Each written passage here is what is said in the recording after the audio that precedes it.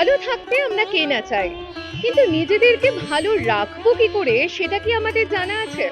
বা ধরুন পুনর্জন্ম, পুনর্জন্মে আপনি বিশ্বাস করেন? আচ্ছা, এই পুনর্জন্ম মানে কি? মৃত্যুর পরেই যে জন্ম শুধুমাত্র কি সেটাই পুনর্জন্ম, নাকি পুনর্জন্ম কখনো কখনো আত্মানুসন্ধানও হয়ে ওঠে? আমরা অনেক কিছুই জানবো। প্রথমে জানবো যে যে বাবা মা না থাকলে আমরা পৃথিবীর আলো দেখতে পেতাম না, সেই বাবা মায়ের সাথে আমাদের সম্পর্কটা কি একদম পারফেক্ট, নাকি আমরা পারি না আমাদের বাবা মায়ের সাথে সম্পর্কটা ঠিক করতে। বিকজ বেসিকটাই তো স্টার্ট হয় বাবা মা দিয়ে। তো অনেক সময় আমরা বাবা মাকে সেইভাবে ভ্যালু দিতে পারি না, ভুলে যাই আর কি। তো সেক্ষেত্রে বাবা মা যে আমাদের পৃথিবীর আলো দেখালো, এটা হচ্ছে ফার্স্ট স্টেপ। অ্যান্ড মেইন স্টেপটা হচ্ছে তারপরে যেদিন আমরা রিয়ালাইজ করলাম আমরা কেন পৃথিবীতে এসেছি, সেই জন্যই ওই আত্ম অনুসন্ধান বলা যেতে পারে, বা নিজেকে নতুন করে চেনা, বা নিজের নামের আগে আরেকটা রিবার্থ ডে তৈরি করা, যেদিন থেকে আমরা রিয়ালাইজ করলাম যে পৃথিবীতে আসার কারণ এবং মানুষের মনের মধ্যে ঢুকে একটা জায়গা তৈরি করা। মানুষের শরীরটা তো আর বদলে যাবে না, কিন্তু মানুষের মনটাই তো সব। হ্যাঁ, এই 6 ইঞ্চির মধ্যে যা আছে সেটা দিয়েই মানুষ সবকিছু করে। তা এই চিন্তা ভাবনার একটা রিবার্ট, মানে you have to think in other way. এতদিন আমি যে প্রচলিত চিন্তা ভাবনা করতাম, সেখান থেকে সরে এসে I will think in other way নাও। এটাই তো রিবার্ট। আমি সত্যি কিছুই জানি না, উনিই জানেন।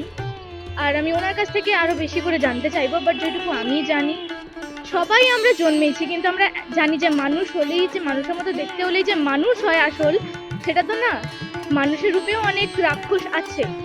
তো ওই রাক্ষসটার বদলে যেটা আমরা বলি যে দেবদূত বা ভগবান, ওই যে কোয়ালিটিসগুলো, ওগুলোকে নিজের মধ্যে আনা। অ্যাকচুয়াল মানুষের যেটা হয় যে লোকের সাহায্য করা, সবার কাজে আসা, ওগুলো সবার মধ্যে থাকে না। তো ওগুলোকে জানা, আই থিঙ্ক ওটাই।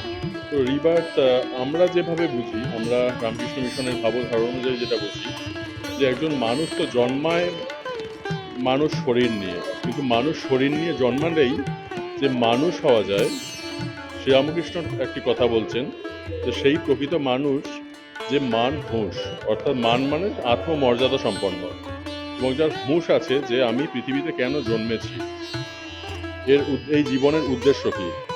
তো সেই আত্মমর্যাদা সম্পন্ন মানুষ, আত্মবিশ্বাস সম্পন্ন মানুষ, দায়িত্ববোধ সম্পন্ন মানুষ, সমাজের প্রতি দায়িত্ববোধ সম্পন্ন মানুষ, এই মনুষ্যত্ব বোধের জাগরণ যখন হয় এবং সে একজন নিঃস্বার্থ প্রেমসম্পন্ন মানুষ হয়ে উঠতে পারে, সমাজের জন্য ভাবতে পারে, অন্যদের প্রতি সহানুভূতিশীল হতে পারে, তো নিজেকে চেনা, নিজেকে জানা, এটা যদি করতে পারে একজন মানুষ, তখনই তার ঠিক ঠিক রিবার্থ হয়।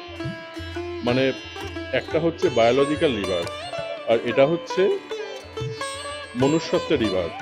একজন মানুষ নিজেকে ঠিক ঠিক মানুষ হিসাবে জানতে পারছে, সেই জন্য স্বামীজি আহ্বান জানাচ্ছে আমাদের যে এসব মানুষ হও বলে। আমি তো বিশ্বাস করি এই কনসেপ্টটায়। মানে সেটা ওইভাবে রিভার্টের কথা বলছি না, একটা একটা জন্মেও দুবার তিনবার রিভার্স হতেই পারে, মানে এই পার্সোনালিটিটা আপগ্রেড করা, সেটাই মিন করছেন আই গেস। হ্যাঁ, মনে ওনার কথাবার্তা শুনে আমার মনে হয় না, এই বয়সে আমার 80+, আমি এই বয়সেও পারবো, মানে সে এটা রাখছে সেই মানে এটা ওনার কথাবার্তা শুনে। আগে হয়তো ওইভাবে ভাবতাম না, হ্যাঁ, হয়তো নেগেটিভই বেশি চিন্তা হতো, কিন্তু ওনার কথা শুনে মনে হচ্ছে যে ভাবনা চিন্তাগুলো এবার এই বয়সে এসেও পাল্টাতে পারি এবং শিখতে পারি, জানতে পারি, বুঝতে পারি। শেষে এই আশাই রাখবো যে অবশেষে হয়তো যা চাইছি পাবো সেটা। সকালবেলা উঠেই ভাবা উচিত যে আমি আজকে জন্মগ্রহণ করেছি। ম্যাক্সিমাম লোক ফেলিওর হয় সেভাবে, বোধহয় আমি অনেক কিছু করে ফেলেছি। কিন্তু প্রতিদিন যদি আমরা ভাবি যে আজকে জন্মগ্রহণ করেছি, সুতরাং আমাকে নতুন করে আজ কিছু করতে হবে, এবং এটা যদি কনস্ট্যান্টলি করে যাওয়া যায়, তাহলে তার সাকসেসটা তার হাতের মুঠোর মধ্যে চলে আসবে, এটা আমার মনে হয়। ভালো কিছু, খুব ভালো কিছু নিয়ে যেতে পারবো। দেখুন, এনার যে সেমিনারগুলো হয় এখানে অ্যাটেন্ড করে আমরা যেটা পেয়েছি যে জীবনের মূল্যবোধ কি, আমরা সেটাই ফিল করতে পেরেছি। এখান থেকে আরো ভালো কিছু আশা করে দিতে এসেছি। মানে আমাদের একটা তো আমরা জন্মানোর সময়ই পাই, আর একটা হচ্ছে প্রত্যেক মানুষ কিন্তু যে কোনো সময় নিজেকে পরিবর্তন করতে পারে, সেটাও একটা পুনর্জন্ম, সেটাই হচ্ছে রিবার্থ। মানে সেই হিসেবে মনে হচ্ছে যে আজকে আবার নতুন করে শুরু করার একটা দিন, নতুন জন্মের দিন।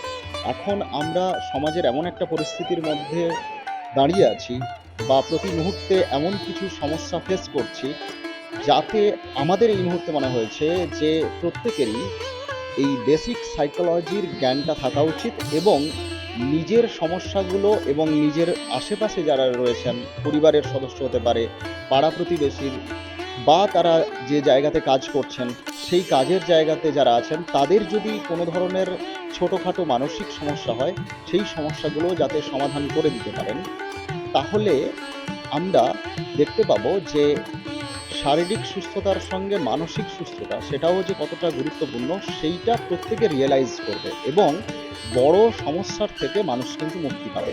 আত্মানুসন্ধান, নিজেকে নতুনভাবে চেনা, নিজেকে নতুনভাবে জানা, নিজের জন্য একটু সময় বের করে নিজেকে প্যাম্পার করা, নিজেকে ভালোবাসা, নিজেকে ভালোবাসতে হবে। তাহলে কিন্তু অনেক সমস্যার সমাধান হয়ে যায়। শুধু তাই নয়, নিজের ভেতরের যে কনফিডেন্স, নিজের যে সত্তা, সেই নিজের সত্তাকে খুঁজে পাওয়া যায়।